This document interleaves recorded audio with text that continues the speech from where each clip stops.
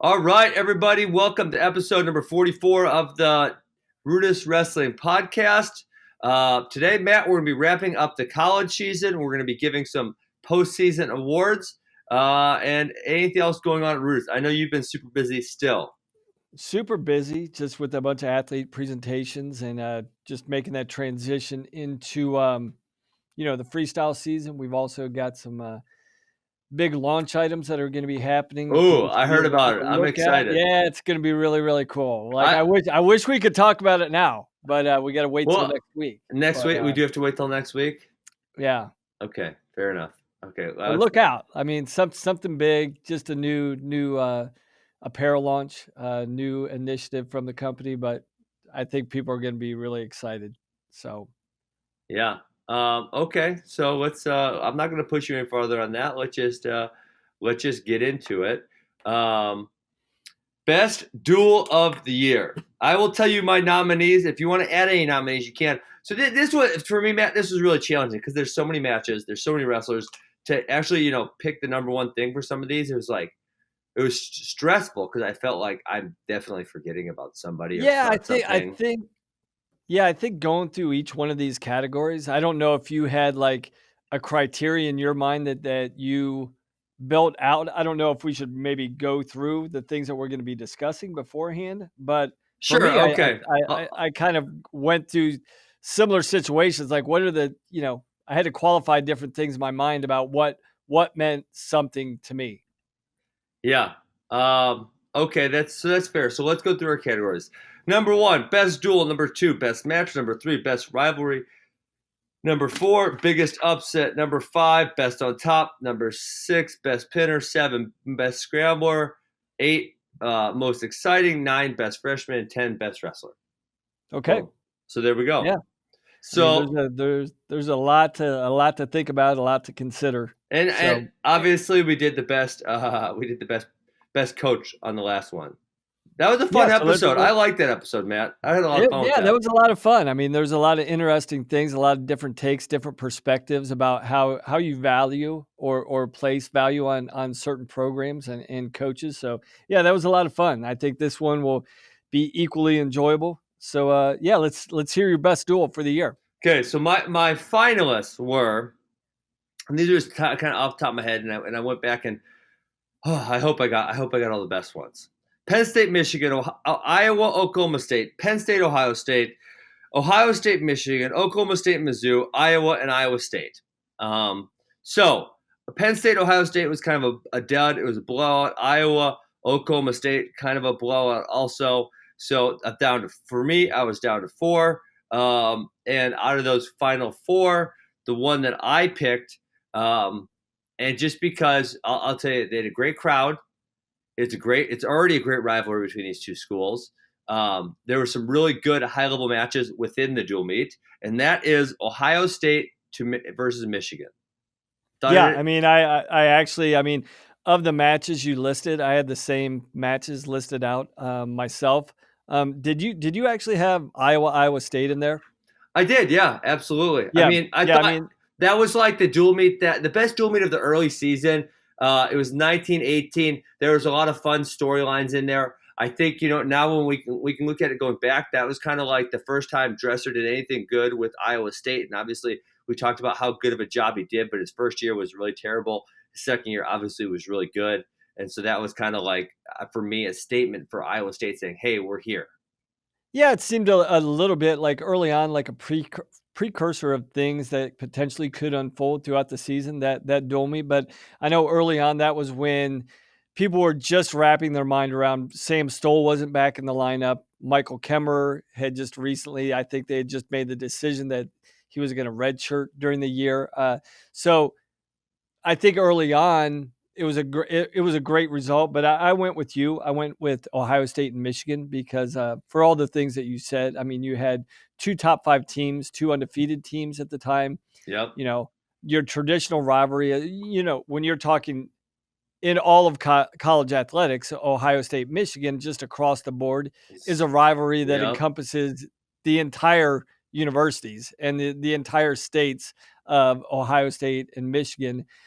And Yeah, then you had somewhat what of an upset. It came down to the last match. It came down to Mhm. heavyweight where, Okay, I didn't at say the that, Matt. time. That's important. It came down to the last match. I didn't say that when I was saying that. I think that's super important to mention. Yeah, yeah, I think so. And the way the tide turned throughout the match, like Yeah. Michigan came out hot, made a big statement at 25-33. Ohio State responded at Yep. 41-49, making, to level out the momentum and reestablish some continuity in the duel. So there was a lot of ebbs and flows throughout the matches. I don't think maybe one of the critiques that you could have about this match, there were a couple high profile matchups, but they didn't come to fruition. Like at Well, I mean, that's 133, Fletcher Mitchell's a Micic. high profile. It's no, what I'm saying, the match didn't follow through. Micic ended up dominating Pletcher, same Who way, cares?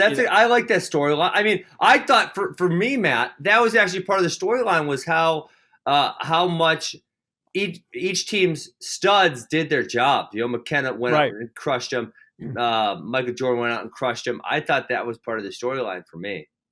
Yeah, for sure, and a good potential. They're almost an upset at 174, 3-2 Yep. with number 20. I think Ethan Smith at the time was right around 20 against number 3, Amin.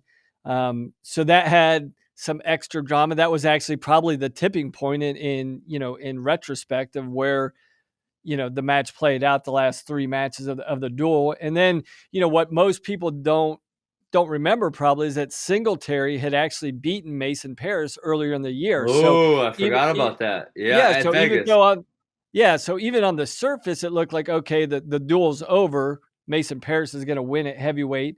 Well, the outcome wasn't totally certain because Yeah. Singletary had actually beaten him earlier in the year. Yeah, awesome. And it was a great crowd. We actually had my brother took a bunch of AWA kids down there, and they said it was just a great match. Okay, cool. Let's move on. Unless you want to try to pick the best duel for 2019, 2020, but we don't even have the schedule, so we can't do that. No, that's going to be a couple months down the road, most likely. Next year's gonna be fun. Okay, Yeah. best match, and then Matt, like I said, I guarantee I'm forgetting a whole bunch of them, but with as many matches as there were, I picked out at least some of my favorites. Piccininni versus Spencer Lee, Anthony Ashnault versus Matt Kolodzik, the first one in the rack, and then DeSanto Suriano both times. I don't know if you want to add any to that. I mean, like I said, there's so many good matches. I mean, of the there's probably thousands of matches that happen, and I got to pick out a couple of the best ones. But these were some of my favorites that came right to mind. Yeah, without a doubt. And I think, with the number of categories we got to go through, I'll just jump in and give my best match of the year. My match of the year was uh, Rivera versus Lee at Ooh, the. I was going to say this is going to be in the Big at the Ten Midlands, Finals. or the Big Ten No, Finals.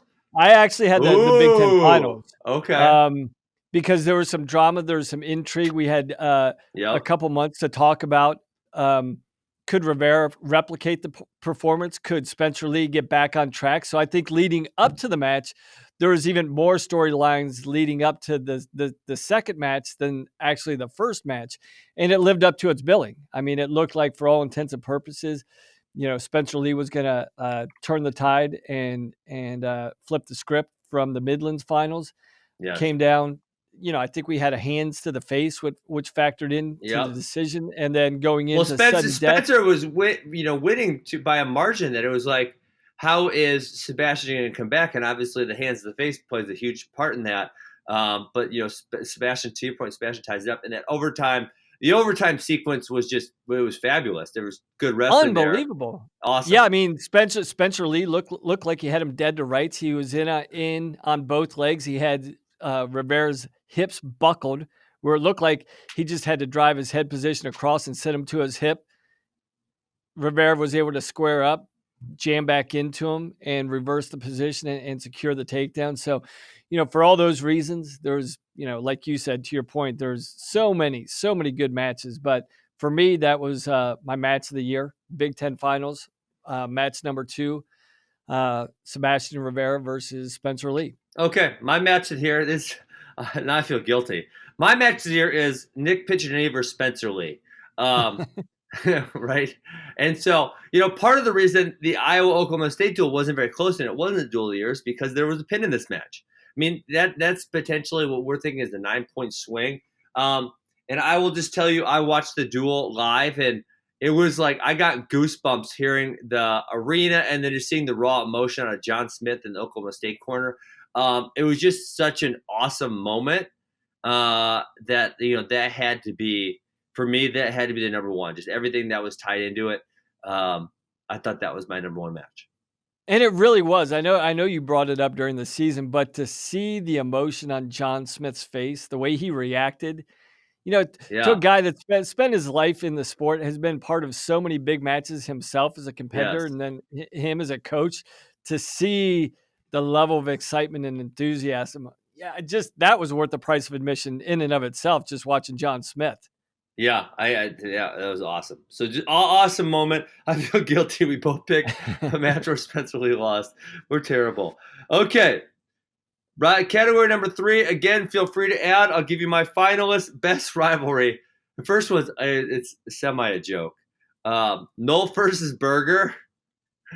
Number 2, Hall versus Valencia, and number 3, Sebastian Rivera versus Spencer Lee. Yeah, and I guess I was starting to go through these, and like when you put qualifying standards on what a rivalry entails, you want to see success from both guys. And Yeah, with right now with Rivera and Lee, it's 2-0 Rivera, but Spencer Lee ends up winning the whole thing. So, I see where there's some intrigue there with, yeah. the Nolf Burger thing. I think they wrestled about 5 times, but surprisingly, when I went back and Well, looked at, I liked how Berger had the audacity. It's kind of a joke, but it's kind of funny that when Berger got his butt kicked at Big Ten and then told one more time. Like what in the hell is going on in that dude's mind to tell him one more time when you I got mean, your butt kicked? you kind of did, and I think in the matches that they wrestled, I think Nolf had 27 takedowns and Berger had 2 in the 5 times they wrestled. So Yeah, just from a scoring standpoint, even if you look at the match breakdowns, I think it was a bonus point in all but one match. I think there was one decision between the two. The rest were majors or above by Jason Nolf. Um, but you got to admire. I mean, Berger, he seemed resilient. He kept wanting Nolf, and you got to give him credit for that.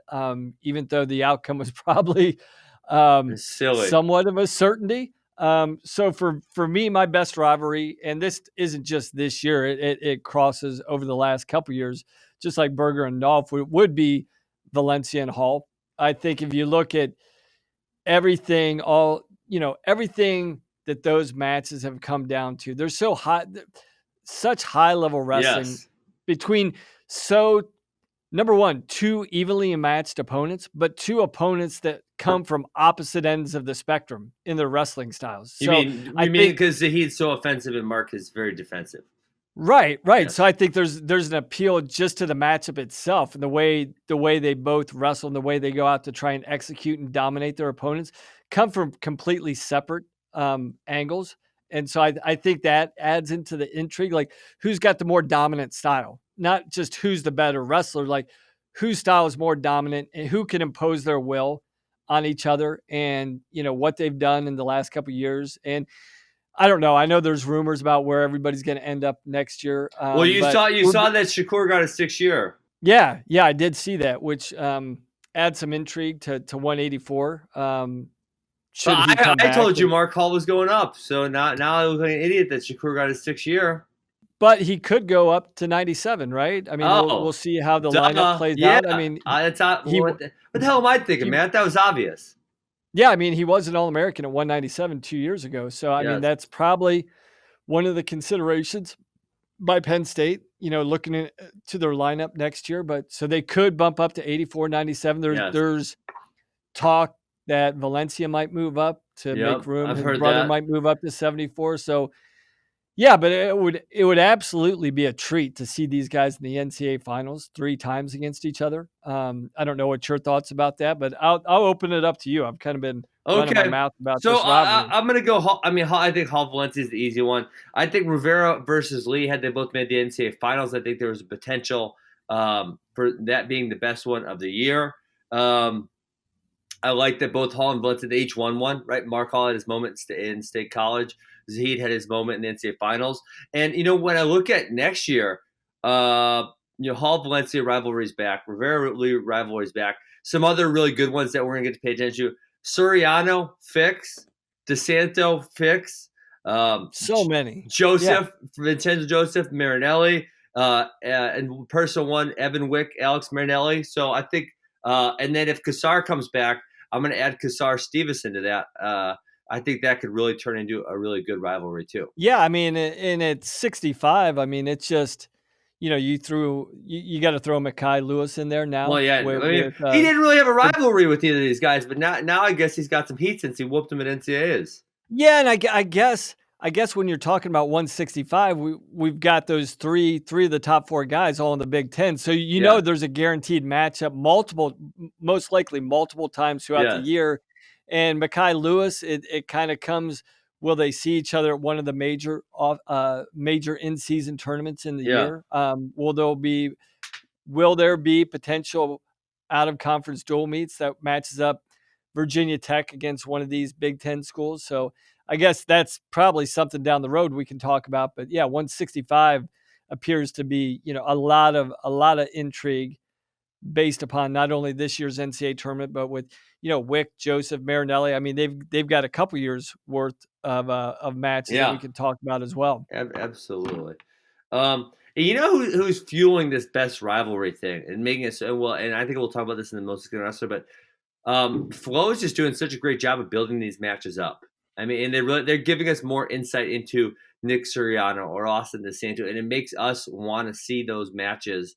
At least for me, I don't know, Matt. What do you got? Yeah, I think it's good because you're actually getting their firsthand perspective. It's not on a forum where people are discussing. You're actually getting their own personal insights on their take on what the match is going to look like, what they're looking forward to, how excited they are to see each other. So I think, the promotion of that and the marketing behind those matchups and the build up behind those are fantastic for sure.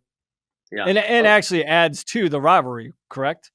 Absolutely. Okay. Next one, biggest upset of the year. Sebastian Rivera over Spencer Lee, number 1. Max Dean over Miles Martin.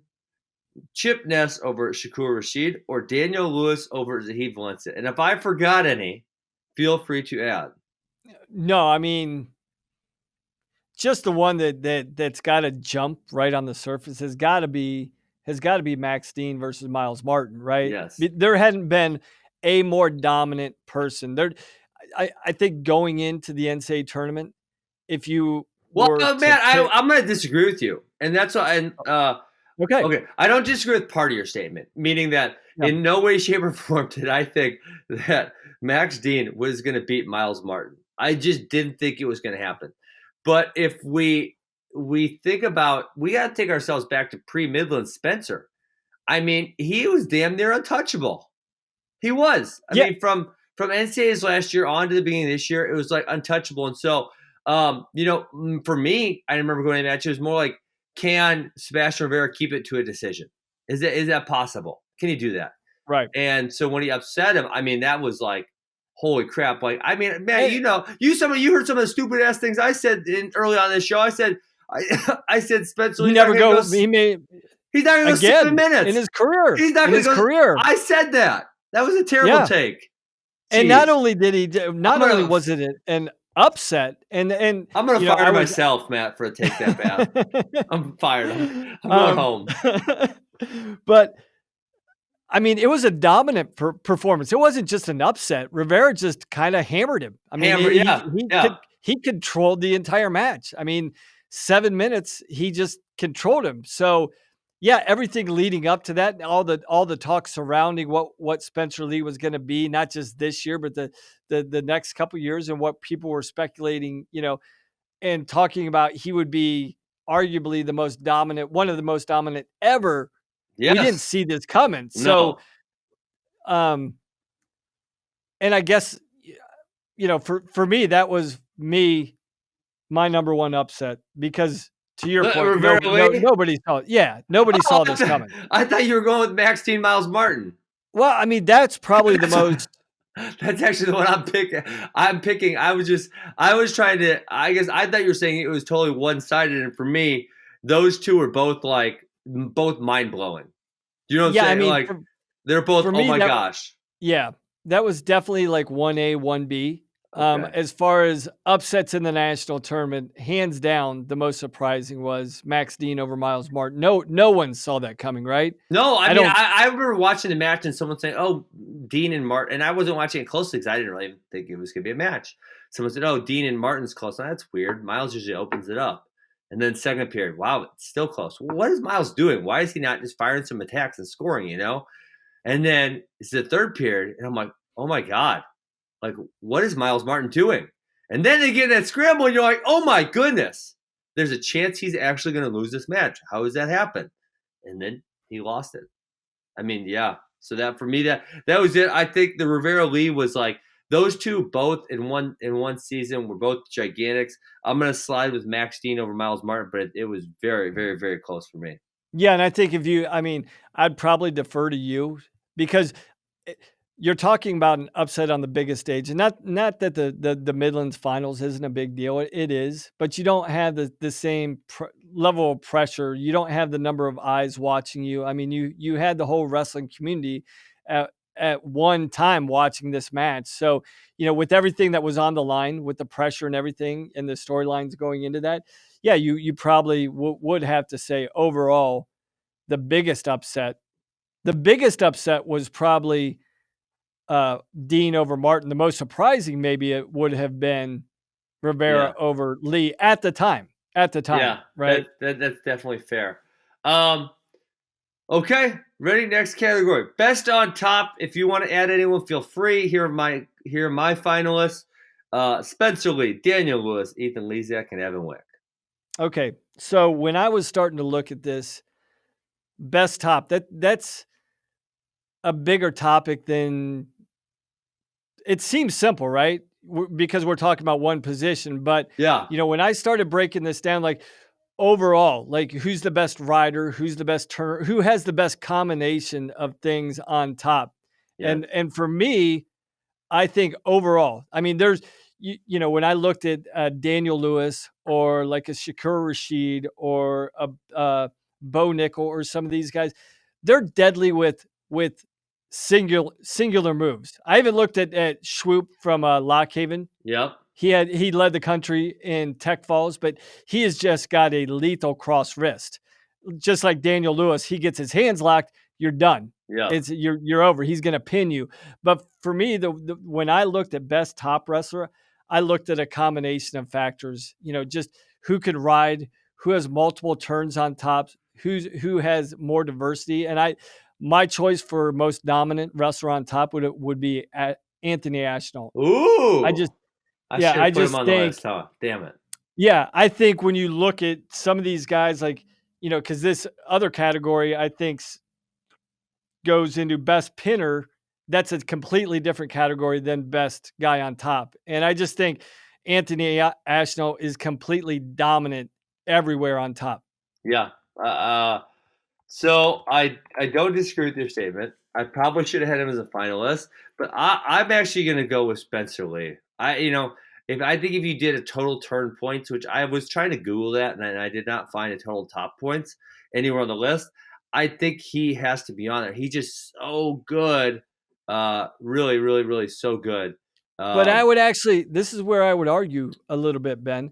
I why? think Because there's it's only someone, like two or well, three. he's, He goes, I would say, he goes cross wrist and rebar, right? yes. And it's pretty much, I think I Well, talked and about this sometimes earlier in the year. it's sometimes the regular, He's but he runs a regular bar also. But he's almost like a ambi turner, meaning like He only goes one side, but who cares, he only man? goes to one If side. it's so good, I mean, really, okay. Who didn't he turn this year? Sebastian Rivera. So I'll give you that one. Piccinini. And Piccininni. So damn, was that only two people? Did he turn to everybody else? Didn't he? He Did he yeah, turn? No, he didn't turn Jack pretty Mueller. much. He didn't turn Jack Mueller, No, did he he? didn't. No, he just rode him, Just kind wrote of him. rode him like a dog, pretty hard. But as far as if you're Yeah. looking for a singular turn, you would probably look at Schwoop from Lockhaven. He led the country in tech But falls. I mean, for what it's worth, Shoop's not wrestling a number 1 and 2 guy. Spencer's turning everyone except Piccininni and Sebastian Rivera, so he's turning the 3, the 4s, the 5s, the 6s. He's turning them and turning them and turning them. Shoop is not getting enough shot, and that's kind of one reason why I remember that I was stuck in my head that he had the most tech falls, but I didn't see him against the best guys on a very regular basis. Yeah, and again, I think this goes back to, can you really hold it against an individual for the competition that he faces? Well, the He answer only is gets the opportunity. Yeah, I mean, I don't know, but but I just don't know. That's what I'm saying. I don't know if he's that good. I don't know if he could do it to, um, Nick Lee or Joey McKenna. I don't know if he could. I mean, he did it I guess it'd be against enough. no. I mean, he did it against enough good guys to make it to the podium. So it Yeah, must be he must be really good.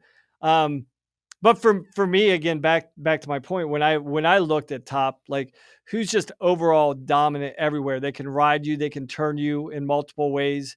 Um, they can suffocate you. And I just think Ashnault was just so good everywhere on top. So good, just mat awareness, that factors into me as well. Like how he yeah, controls the position, when he gets resets, when he can get a restart, because some guys, as dominant as they are on top, they get in certain situations and they just say, we'll just go back on our feet. You rarely ever saw Anthony Ashnault just give free points away. You had to earn. If you escaped from Ashnault, you had to earn it. yeah. That's true. That's true. Um, okay, ready for the next category? Or want? You good? No, we're good. We're good. Okay. Anything you want to add there? We got 5 more categories. We're halfway through. Matt, we're halfway through and 2/3 of the way done with the show. We do this every time. So I'm gonna need you to give a fast answer on this one. Okay. We're gonna 10 seconds per answer. No. Best pinner. I got Nickel, Nolf, Ironman, and Daniel Lewis. We got 2 Penn State Nittany Lions and 2 Missouri Tigers. Feel free to add anyone you like, and then make your pick. Yeah, I would have the same individuals in this category. I would say my personal pick was Bo Nickel because I think he can pin from anywhere. And I know a couple weeks ago What was your we were talking, phrase? Come on, bring your yeah, phrase up. terminal offense. Terminal And offense. I love it. yeah, and when I look at Daniel Lewis, I would say he's terminal on top. When he gets on top and he gets his hands locked in a crater, you're done. Bo Yeah. Nickel, he can pin you from anywhere, top, Yes. bottom, elevator, you name it. Like he's shown such a capacity to pin you in so many different ways over the last four years that Absolutely. that's why he was my pick. I think Daniel Lewis was my other guy. He was my number 2 because he's one of those guys. You let his fingertips touch, you're done. Yep. But he doesn't have that same capacity in other areas of his wrestling where Bo Nickel does, and so that's what kind of why I went with Bo Nickel there. All He right. just seemed lethal and terminal from anywhere. I agree. Terminal offense, Bo Nickel. All right, best scrambler. I got a little larger list. I got Mark Hall, Yanni, Ironman, Jason Nolf. Nolf and Nickel made a lot of these damn categories. Yeah, Nolf and and this is Nickel. where Ben. This is where I would like you to how you qualify scrambling and what that means to you, It's because this is your effective use. forte. So the one thing I'll just say is I remember I hate it when guys like say I'm a great scrambler, but they can't do anything else well because being a good scrambler itself that doesn't prove anything, right? It doesn't. The point is to win the freaking wrestling match, not to scramble well. So you need to effectively use your scrambling to win matches. So if you're not winning a lot of matches, you're just not a good scrambler. Period. Right? You're not a good wrestler. You don't get it.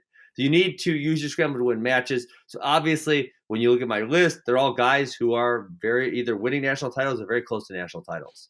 And I think it's Yanni. He's a ninja. I mean, he does a lot of different scrambles. He's unique. He's flexible. He's powerful. So I got him. And yeah, I think that was an easy one for me, just for the fact that Yanni could out scramble for me the number 2 scrambler in the country, and that's Jaden Ironman. For Yes. him, I think those 2 guys are both, Yeah, in they're my high opinion, the level. best scramblers in the country. And for Yanni to be able to out scramble the number Yep. 2 guy in the country. I think he's far and away. You have to agree he's the best scrambler in the country. I agree. Okay, let's move on. Do you wanna I actually Well, the want next category is the one that I think is going to take us a long time to discuss. So I want to be and done with this. maybe we can get into this later because at some point, I would love to hear your breakdown about how Yanni scrambles, how his scrambling is Okay, different than everybody else. And that's fair. maybe it's not this episode, but he does have some wrinkles into his scrambling game that other people don't. And Hey, at some point, I would love to hear your take. I would you, love to hear your take you on know that. who taught Yanni the Terrell position? Your brother? No, I don't me. know. Me. I worked with him in You? seventh and eighth grade. Yeah, Okay. yeah, yeah, I yeah. just know I was Way just back. saying that because I know Max was in New York for a period of time. Yeah, I didn't know if you ever worked with Yanni. Max was in the other side of New York, but I worked with Yanni on that trail position, and I remember he was like a seventh or eighth grader, and I'm like, I remember like kind of just playing around with him and thinking like, dude, am I getting old? Do I suck, or is this kid abnormal? Is it abnormally good or something? Like what the hell's going on here? And then because for me, I don't wrestle with high level guys all the time. And then later that fall, I go wrestle with college guys, and I do great. So I'm like, that kid must have been really good. I wasn't trying to hammer him. We were just rolling around, but he just knew how to move. He felt it, and So, that with was him, is it more like intuitive? He's just got an intuitive feel or what is it? it's everything. I mean, I know his dad's obsessed with wrestling. They had a wrestling mat. They traveled everywhere. They studied people. He went and got good coaching from Vogar. He wrestled, which obviously all their Rouges have a scrambling style. I know he's a big fan of Kyle Dake. Kyle Dake's a high level scrambler. There's a lot of really good scramblers at Cornell. He went down there and worked out before he was in college. So I think it's for him. It's just it's a whole bunch of factors that led him to being as good as he is. Yeah. So Yeah. I would say that. Okay, listen, we got to get going. I'm actually gonna flip our categories. I'm gonna go to the top freshman first, and then I'm gonna go to most exciting because I think most exciting we're gonna have a debate on. Freshman, I think there's only 3 that could even reasonably be considered. I think you got Gable, I think you got Mekhi Lewis, and I think you got Dayton Fix. Yeah. Yeah, I So, agree. who's your pick? Uh, for me, it was surprisingly, it was Gable Stevenson. Really? Yeah, I mean, he led the country in wins. I mean, he had 36 wins this year as a true Okay. freshman. I mean, for me with Gable, and hey, you put yourself in this position number one by what you achieved during your high school career, but also he kind of intentionally put a target on himself Yes. with his behavior throughout the year, which is, I don't have a problem with. I'm all for guys, saying, hey, look at me. I don't have a problem with that. I think he might have been a victim of his own expectations, but again, I think he kind of brought that on himself. And he ended up getting third in the country and got beat by Kassar 2 out of the last 3 weeks of the year. But for me, just overall, I thought he was the top freshman. I Okay. don't have many qualifying things. I mean, you obviously after the tournament, when you're looking at Mekhi Lewis beating the number 1, 2, and 4 guys back to back to back to win an NCAA title, and maybe he was a victim of he had that one big head scratching loss to a non-starter at the beginning of the year, but I know that was right Mekhi after Lewis. Mekhi did. Yes.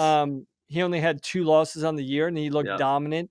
But I think, what hurts him in this discussion is he just didn't get the exposure throughout the year, and that's no fault of his own. I mean, he's at a big-time program at Well, Virginia he Tech. also didn't wrestle a scuffle, so that's his fault.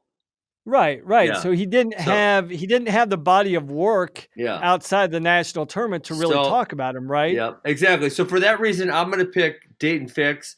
I think we were talking about 133 being an all-time toughest bracket. I mean, That's all-time, true. all-time.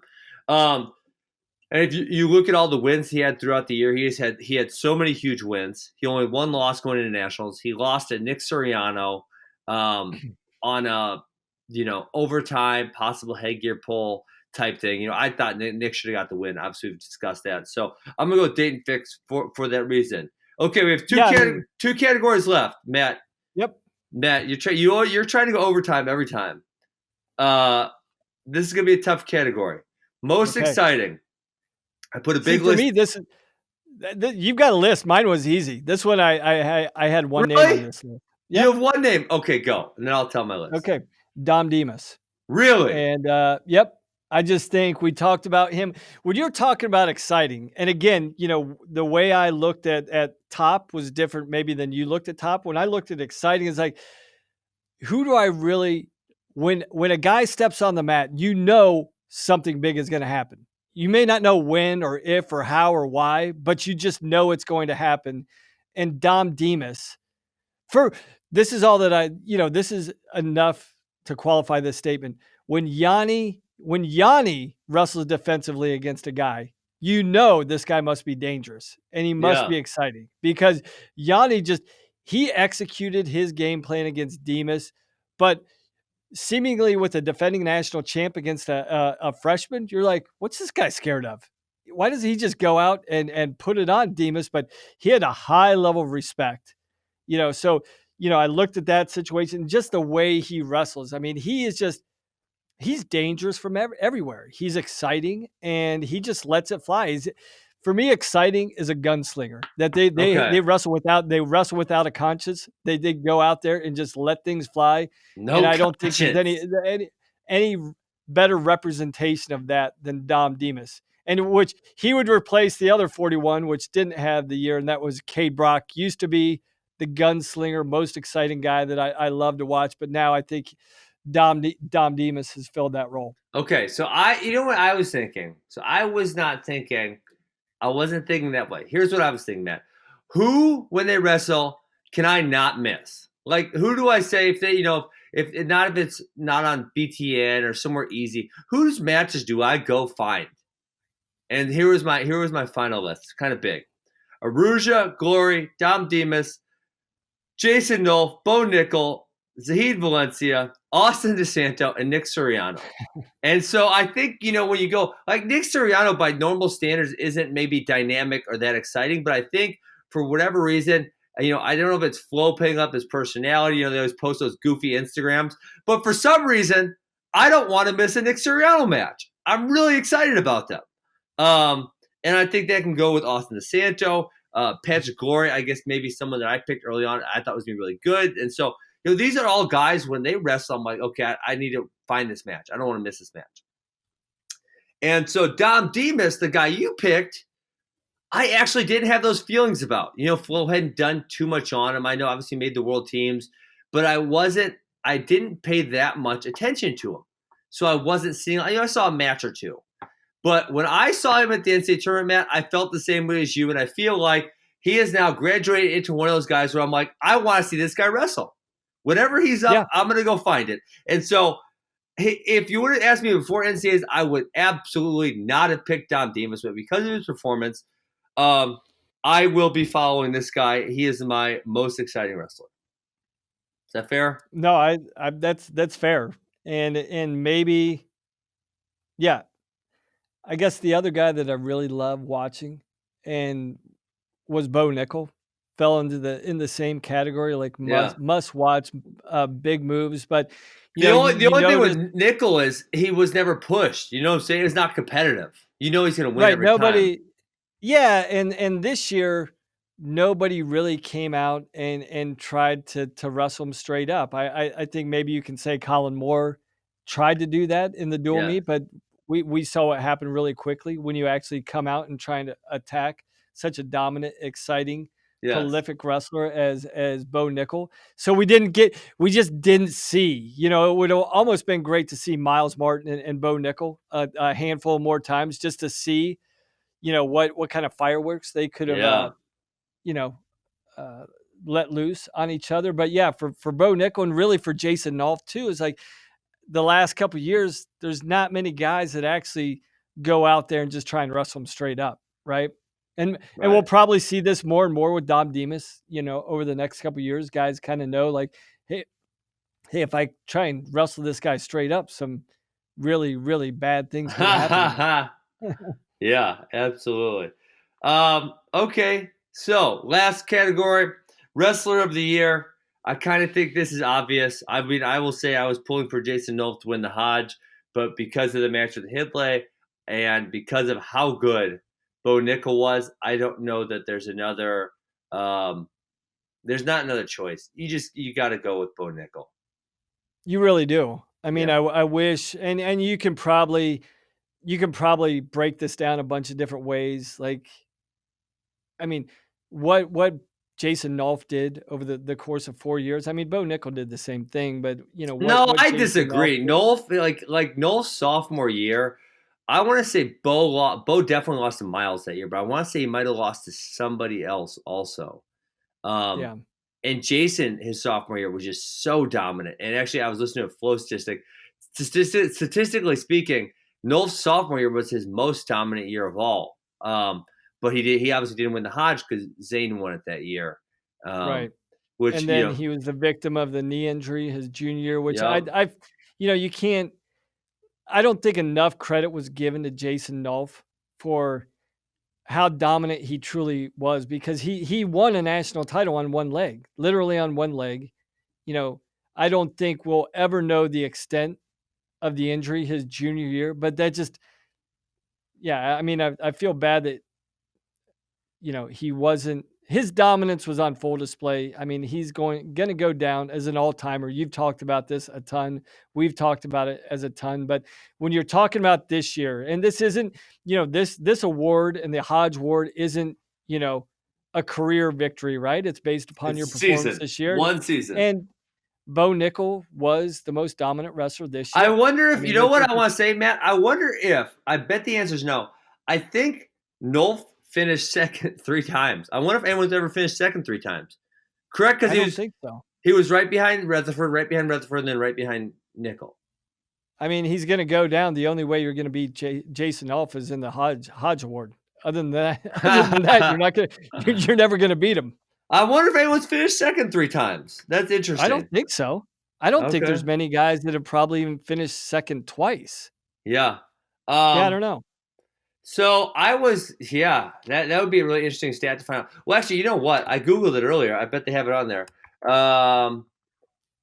So, Matt, the other thing I was thinking about this award is that, I feel like for the last handful of years, there's been an obvious going into the season either front runner or front runners, right? Like this season, you knew Nolf Nickel. Last season, I lied. Last season, Nolf was never second place, except Really? this year. This year was the only one. Nickel was second place last year, and then Jaden Cox was second place in 17. Wow, that's kind of surprising. I I feel mean, like he was 17, Nolf should have been second. I don't know what's going on here. yeah, he was fifth. He was Wow. fourth that year. Fourth, Sorry, I mean. wow, that's Yeah, weird. fourth. That's really surprising. Yeah, super surprising. So okay, so anyways, what I was saying was there were some for like the last since 12. Here we go. What? Ed Ruth was back to back. Hodge No. runner up. You're right. He was runner Yeah, up, run up, and then he actually took 12 and third, 13. and he took Yeah, third and 14. yeah. Okay, so Matt, there's been a lot of obvious ones. Like Taylor, Ruth, Dake, Stieber, Deeringer, Rutherford, Nickel, Nolf. They've been obvious front runners. If you go as far back as Jordan Burroughs, I think 2010 would be the last year. It was Ness, Varner, and Borschel. None of those guys were like blowing people out of the water like the rest of that list we named. Next year, when you look at next year, I think no one's going to be as dominant as we've had the last 8 years. Or who is going to be that I'm missing? I don't think No, it's I going to be mean Spencer Lee. no, when you look at those, prolifically dominant wrestlers, I think across the board, I think we've got some guys that you could probably go through the weight classes next year and Who? I probably don't think there are any. pick out. I was looking No, at. I'm saying that you could probably pick out who you think is the odds-on guy to win it, No, but Matt, tell I me don't who. think you go through Tell me who's going who's to going to be. be the most dominant. Who's going Who's to be the most dominant? no? Tell me who. Um, No. Tell me who's going to be dominant at the level of say Nickel, Nolf, Rutherford, Ruth, Taylor, those guys, Stieber. I think Yanni's got the capability of doing that. It'll be Really? interesting to see if he I mean, I feel like he doesn't it'll have be the top game to do so. but I do believe he's got the ability to turn it on top. We just Okay, haven't that's seen him fair. make a priority to that. So I Yeah. mean, I wanted to qualify Yanni by saying it'll be interesting to see how if he actually continues to try and evolve his folk style game, or if in the next 2 years he starts Yeah, that's focusing true. on what's He's going to probably make going him to. successful in freestyle. Well, you don't even right? know if he's going to wrestle next year. He might take an Olympic red True. shirt. Right. You know, you could look at a guy and say Mekhi Lewis, like he looked dominant at the NCAA tournament, but we've also seen a lot of freshman champs in the last couple of years falter out of the gates their sophomore Yeah, year. So absolutely. we'll, And we'll, we'll the see other what he one, does. I think that we would have said maybe going into this year, but this year he was kind of really up and down. And took the loss at Daniel Lewis is Zahid Valencia. I mean, he's a guy Yeah. that maybe prior to this year, especially if you watch his NCAA finals as sophomore year, you said, "Wow, he's gonna just crush everyone," and that's not the case.